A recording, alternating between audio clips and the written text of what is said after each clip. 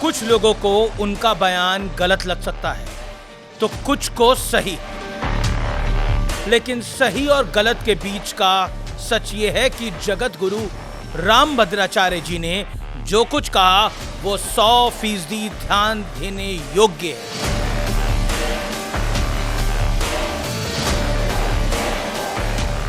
नमस्कार व्यूअर्स, मैं हूं अमीश देवगन और आज का मेरा पॉडकास्ट अलार्मिंग है और अलर्ट करने वाला है। और मेरा निवेदन है कि इस अलार्मिंग और इस बड़े पॉडकास्ट को आप ज़्यादा से ज़्यादा लोगों के साथ शेयर करें, क्योंकि आज जो मैं खुलासा करने जा रहा हूं, आज जो मैं आपके सामने आंकड़े रखने जा रहा हूं, वो वाकई बताते हैं कि इस देश में कितने मिनी पाकिस्तान खड़े हो रहे हैं और इसके पीछे कारण क्या है। मेरठ में 8 से 14 सितंबर तक जगत गुरु रामभद्राचार्य की राम कथा थी। इसी दौरान उन्होंने कहा था कि पश्चिमी उत्तर प्रदेश में आकर मिनी पाकिस्तान जैसा लगता है, यहां हिंदुओं पर बड़ा संकट है। आज हिंदुओं पर बहुत संकट है। पश्चिमी उत्तर प्रदेश में आकर लगता मानो ये मिनी पाकिस्तान है, ऐसा लगता है। तो आपने रामभद्राचार्य की स्टेटमेंट को सुना। इस स्टेटमेंट की इंटेंसिटी ऐसी थी कि जैसे ही इसे मीडिया ने रिपोर्ट किया वैसे ही सियासी विवाद बखेड़ा खड़ा हो गया। हालांकि रामभद्राचार्य जी ही नहीं, बीजेपी नेता संगीत सोम ने भी ऐसा ही एक बयान दिया है। मैं तो पिछले कई सालों से कह रहा हूं कि मिनी पाकिस्तान कहां है, फुल पाकिस्तान हो चुका है। अरे भाई 85% जब किसी जिले में हो जाएंगे, 75% हो जाएंगे, 70% हो जाएंगे, तो कहां पाकिस्तान बनने में कोई कमी रह रही है। 2016 में ममता बनर्जी की पार्टी के एक बड़े नेता और मंत्री फिरहाद हकीम ने बंगाल चुनाव के दौरान पाकिस्तान के अखबार द डॉन के पत्रकार मलिहा हामिद सिद्दीकी को एक इंटरव्यू दिया था।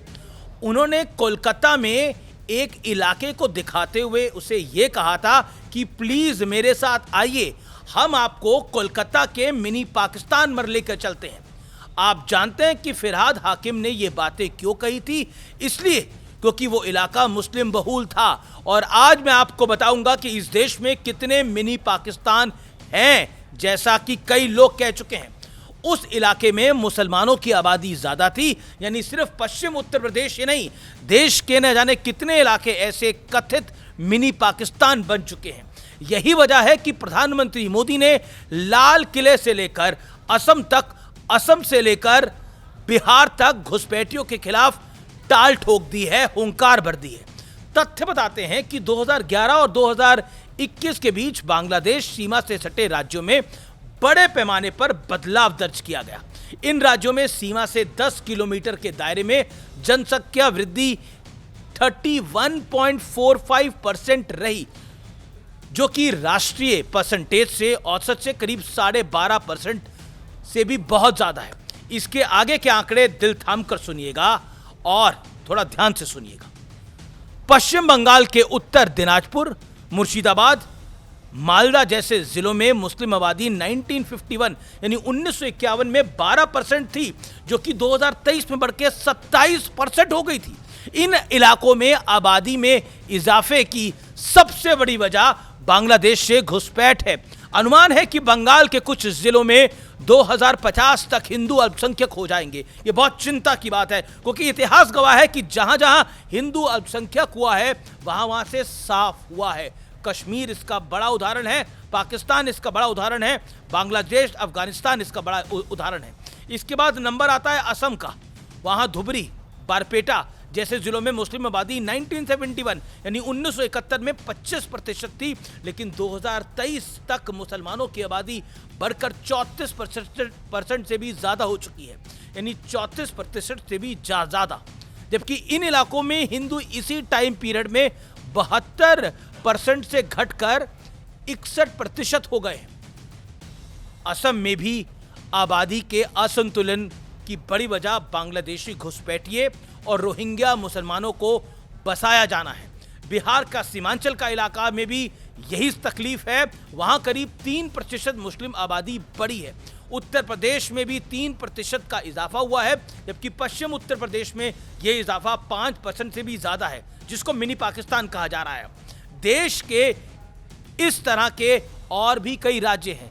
सबसे ज्यादा इंपैक्ट उन राज्यों पे पड़ा है जिनके बॉर्डर बांग्लादेश से लगते हैं, नेपाल से लगते हैं। हालांकि केरल, तमिलनाडु जैसे राज्यों में भी आबादी का असंतुलन हो रहा है, लेकिन वहां कारण घुसपैठ कम और धर्म परिवर्तन ज्यादा है। आप सोचिए, किसी जगह धर्म परिवर्तन हो रहा है, किसी जगह घुसपैठ से डेमोग्राफी में बदलाव हो रहा है। एजुकेशन, लाइफस्टाइल, हेल्थ और पर्सनल प्रेफरेंसेस है। जनसंख्या में बदलाव की समस्या गंभीर इसलिए है क्योंकि इससे मतदान के नतीजों को इन्फ्लुएंस करने का खतरा होता है।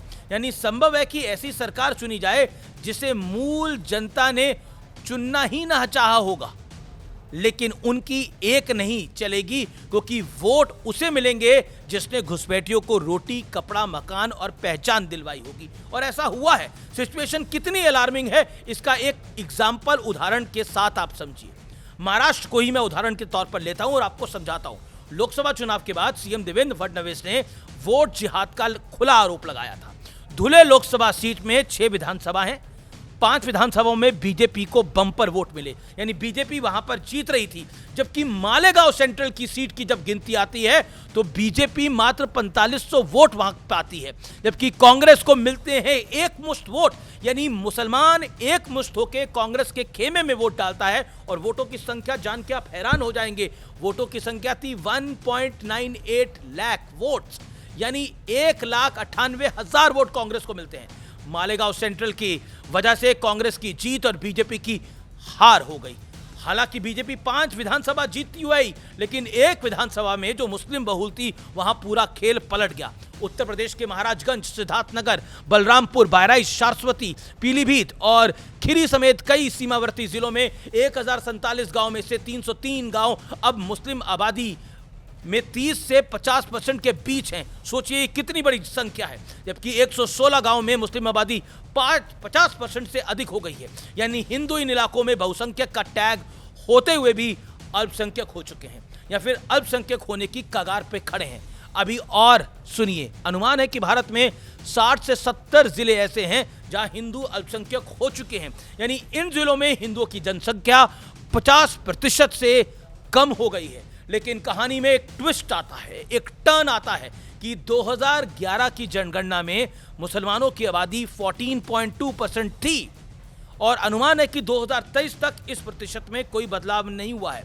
यानी ऐसा लगता है कि मुसलमानों की जनसंख्या में बढ़ोतरी के पीछे उनका बर्थ रेट कम, घुसपैठ और धर्म परिवर्तन ज्यादा बड़ा फैक्टर है। Tata institute of social sciences TISS की एक बड़ी रिपोर्ट बताती है कि अगले 120 वर्षों में भारत में हिंदू आबादी घट जाएगी और एक अनुमान है वो 67% से कम होगी। अब वो कहां जाके रुकती है ये पता नहीं है, 60% होती है या उससे भी नीचे आती है।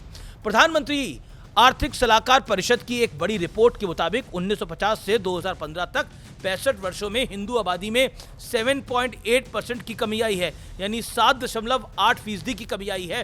ये ध्यान रखना जरूरी है कि ये मुद्दा धर्म से जुड़ा हुआ नहीं है, ये मुद्दा देश की सुरक्षा, संप्रभुता, अखंडता, शांति, विकास और हमारे बच्चों के भविष्य के साथ जुड़ा है। क्योंकि जिन बांग्लादेशियों को आज भारत में बसाया जा रहा है और जो पॉलिटिकल पार्टीज इनकी पैरोकारी कर रही है, क्या आपको नहीं लगता कि वो धर्म देखकर हमारे बच्चों का अधिकार मारेंगे?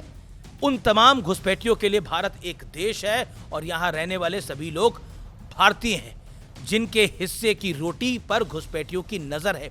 इसलिए जनसंख्या वृद्धि से लेकर घुसपैठियों के इलाज तक देश में एक देश एक नीति की आवश्यकता है। और जिसको नहीं समझ सकता उसको ये समझना चाहिए कि अगर ये देश में जनसंख्या में बदलाव होता है तो स्थिति बहुत दुर्भाग्यपूर्ण हो सकती है।